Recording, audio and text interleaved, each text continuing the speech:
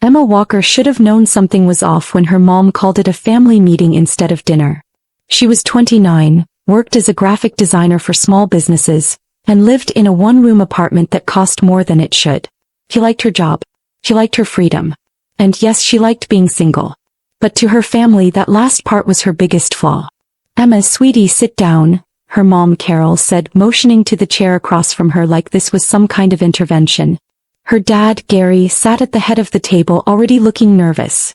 Emma's older sister, Rachel, sat nearby, holding her newborn in one arm while her two other kids ran wild through the living room.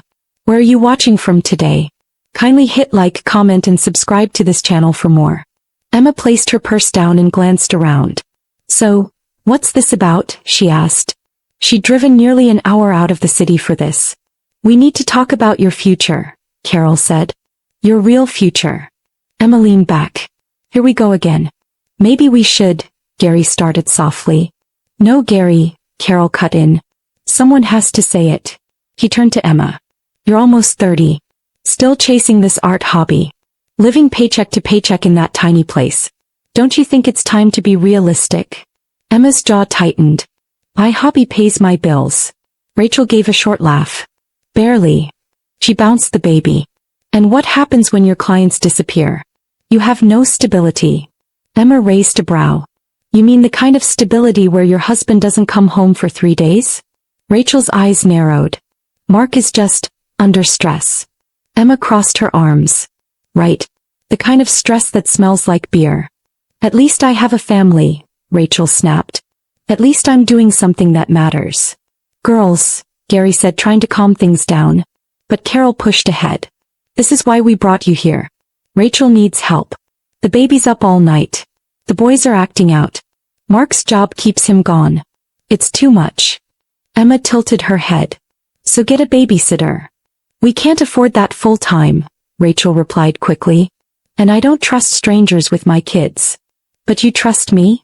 Emma asked. "Of course we do," Carol said, like that solved everything. "Your family. Family helps family." The baby let out a tiny wail. One of the boys screamed from the hallway. Emma's voice was calm. "What are you asking me to do?" Carol looked at her straight on. "Move in with Rachel. Help with the house and kids. You'd still have time for your design work. And Rachel will pay you, of course." "How much?"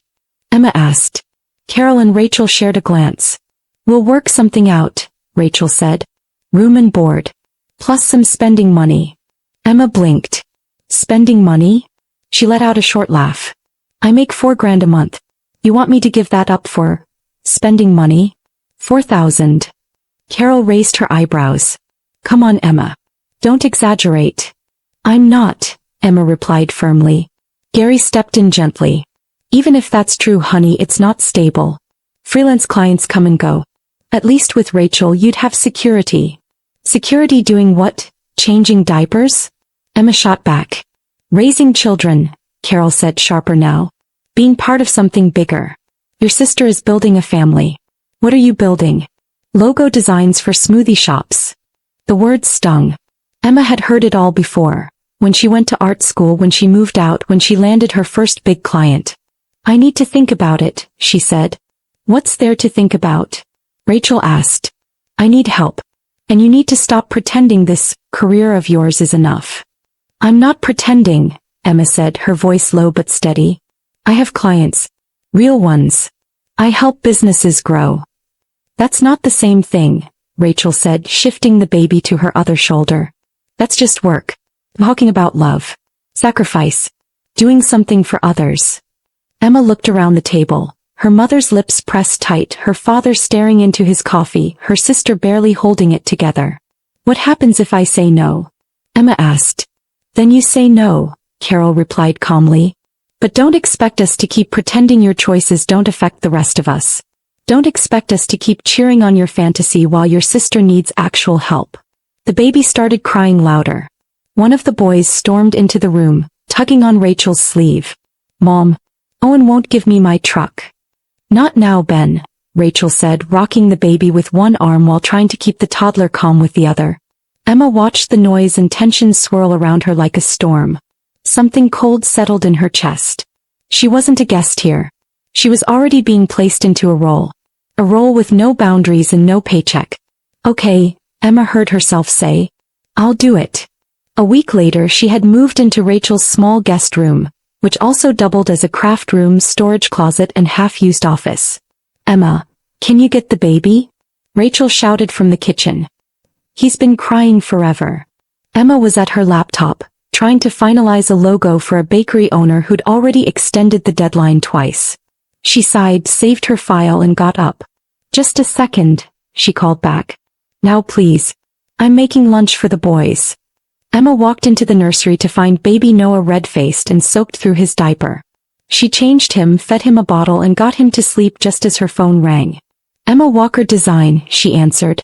Hey, this is Drew from Green Bean Coffee, the voice said. Just checking on the final version of the logo. Are we still on track? Yes. Almost done. I'll send it to you by the end of the day, Emma said, already walking back to her laptop. Actually, we really need it in 2 hours, Drew said. We're launching our new social media ads this afternoon. Emma's stomach dropped. I thought we agreed on the end of day, Emma. Rachel's voice rang out from the hallway. Can you come here? Emma covered the phone. I'm on a work call, she shouted back.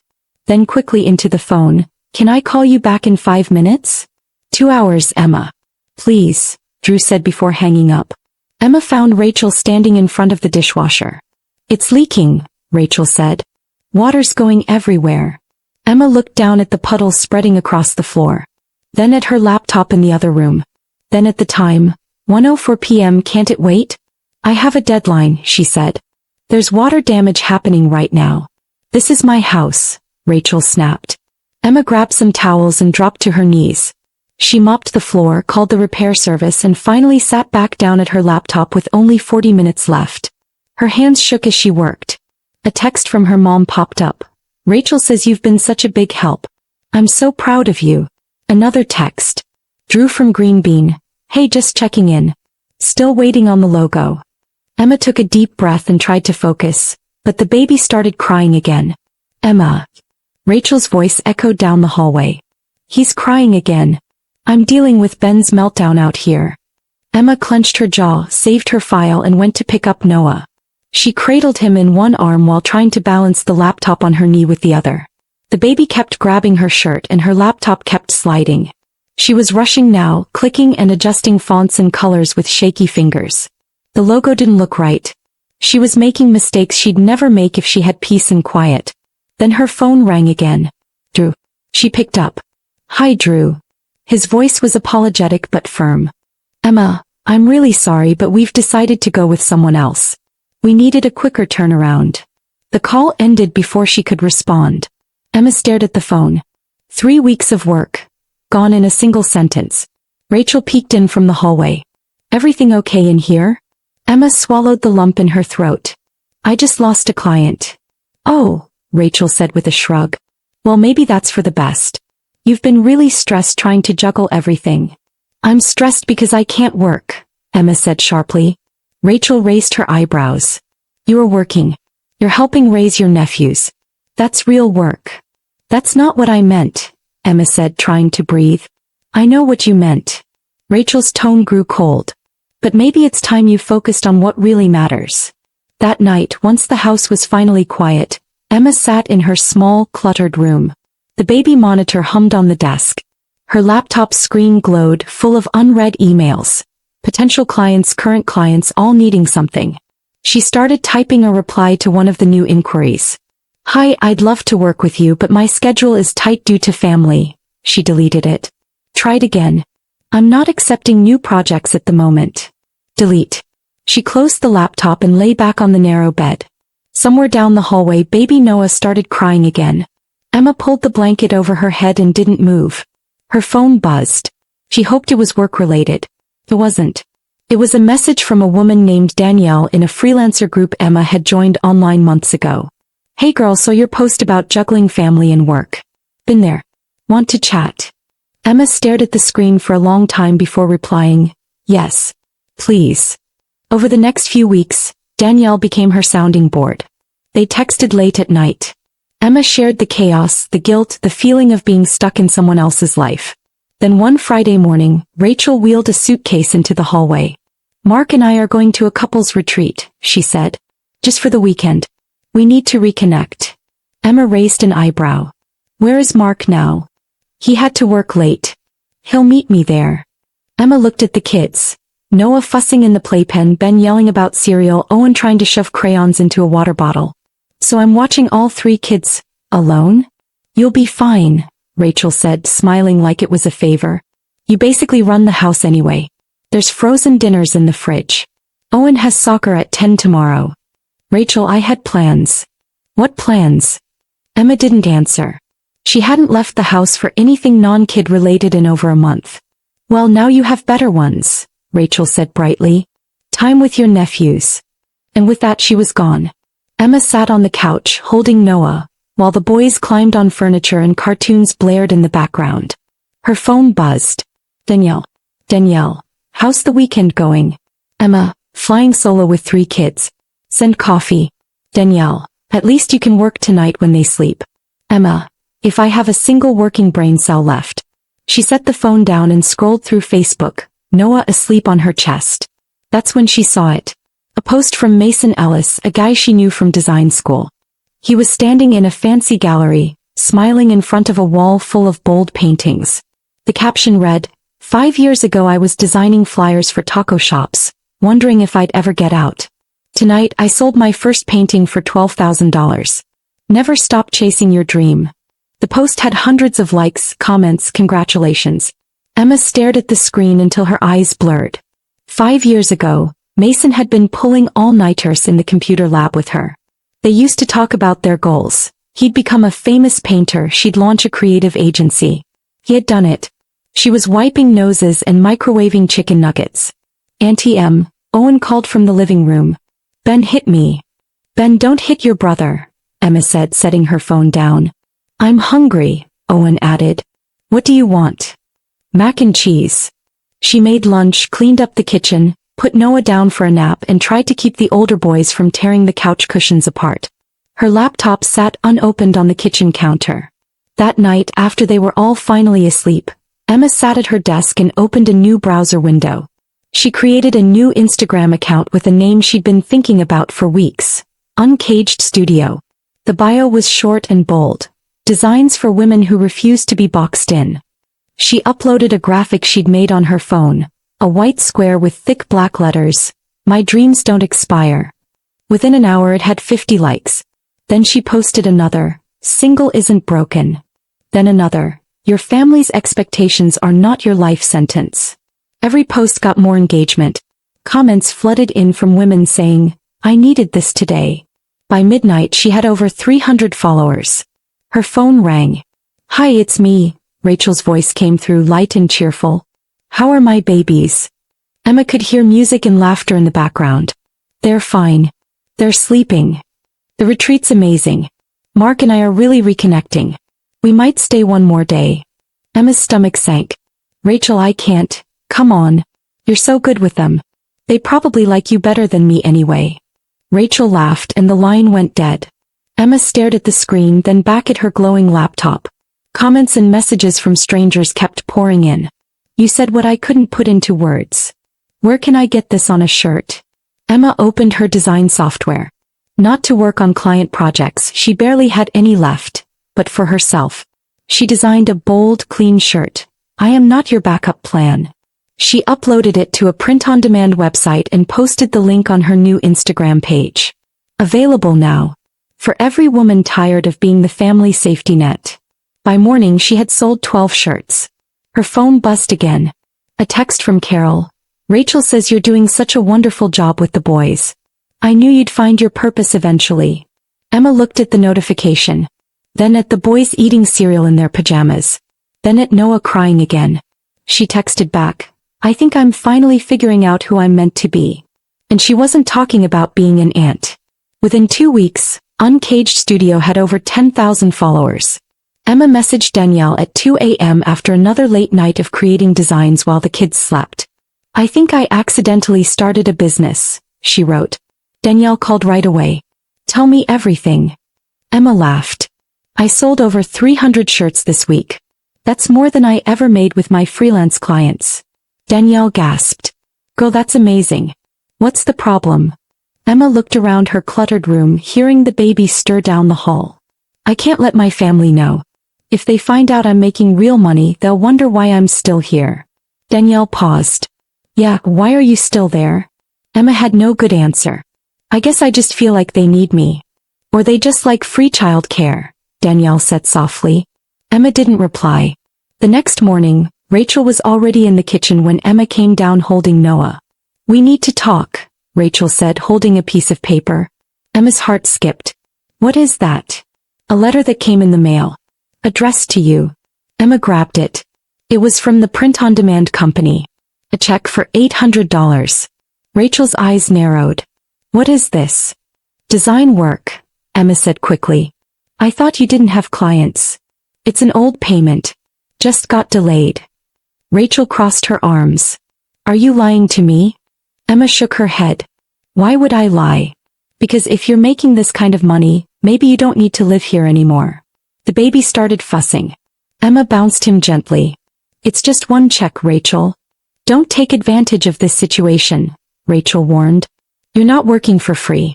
You have a roof over your head and food on the table. Emma blinked. That's not a salary. It's more than you had in that apartment struggling to pay rent. Actually, Emma said slowly, I made $4,000 last week. Rachel froze. What? With my little online thing. Rachel didn't say a word, but her eyes were cold. Later that day while the kids napped, Emma called Danielle. She's suspicious. I need to be more careful. Danielle didn't hesitate. Or you could leave. It's not that simple. Why not? Emma hesitated. Because they need me.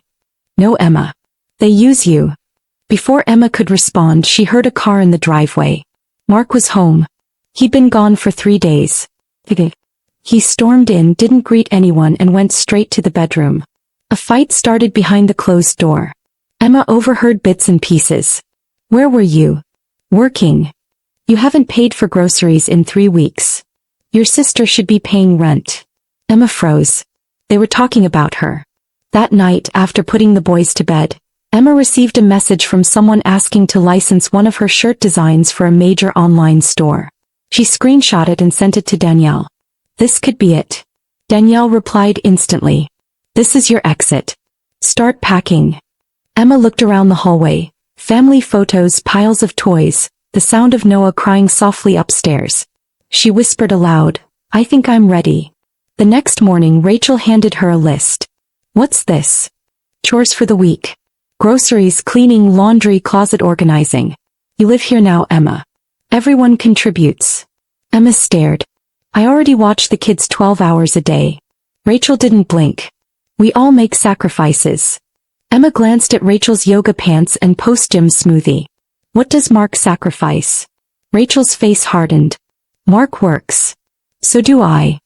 Emma, your little shirts aren't a real job. That night after dinner, Emma waited until the kids were in bed. She walked into the living room where Rachel folded laundry and Mark scrolled his phone. We need to talk, she said. I'm moving out. I found a place in the city. I move next month. Mark looked up. Rachel's hands stopped folding. You what? Rachel said. The kids need you. You'll figure it out, Emma said. They're used to you. This is perfect, Mark muttered. Really perfect timing. Mark, Rachel warned. No, let me say it. Do you know what it's like supporting a family of 5? Emma blinked. I'm not part of your family of 5. Exactly. You're extra. You're a grown woman sponging off of us. Mark, Rachel hissed. What? It's true. Where exactly are you working 60 hours a week, Mark? Emma asked. Mark turned red. What's that supposed to mean? You vanish for days. You smell like smoke and beer. You haven't helped pay bills in a month. Rachel's mouth dropped. How do you know that? Because I live here. Mark stepped forward. You need to mind your business. My business is leaving, Emma said. Rachel's eyes welled up. You can't just walk away. I need you. The boys need you. Then maybe ask your husband to help instead of expecting me to fix everything. They're children. They're family. No, they're your children. I'm not your backup plan. The room went quiet. Noah started crying upstairs. Emma took a breath and turned to go. I'll get him. Don't, Rachel said. If you're leaving, don't pretend you care. Emma stopped. I do care. That's why I stayed.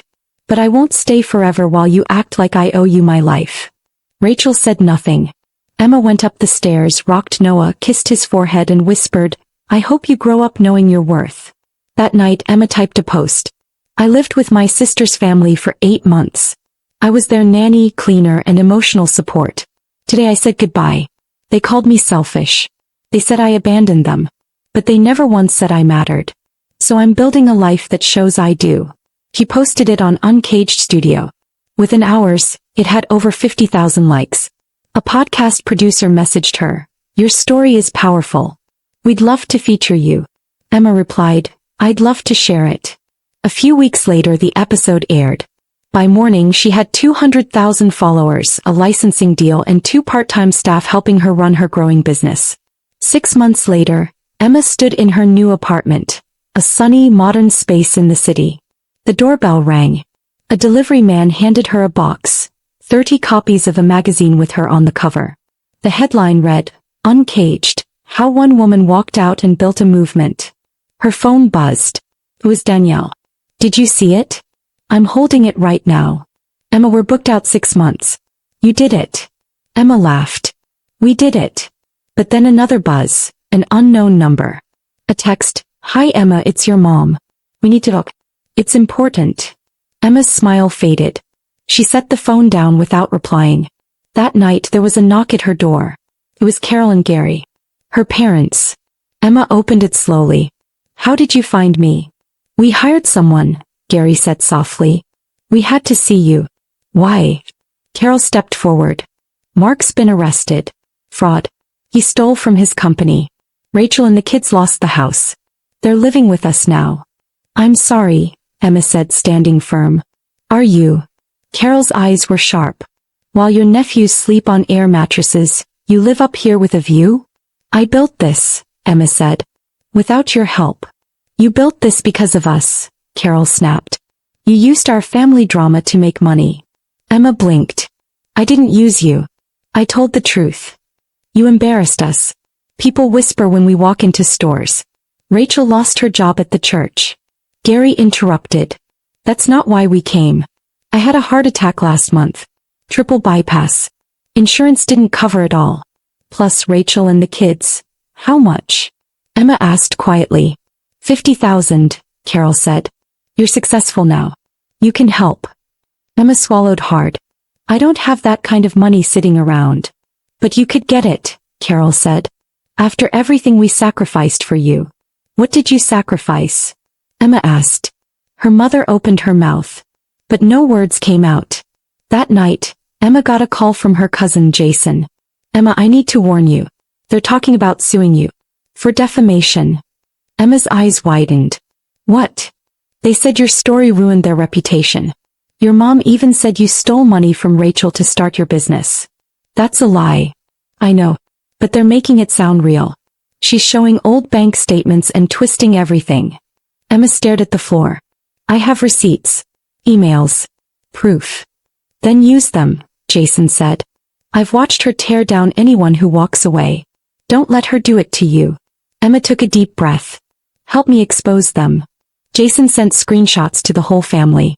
Texts where Carol called Emma a burden. Voicemails from Rachel saying she'd never succeed. A message from Mark. She's too weak to ever leave. The messages leaked on social media. The tag hashtag Uncaged Family trended for days. Talk shows called.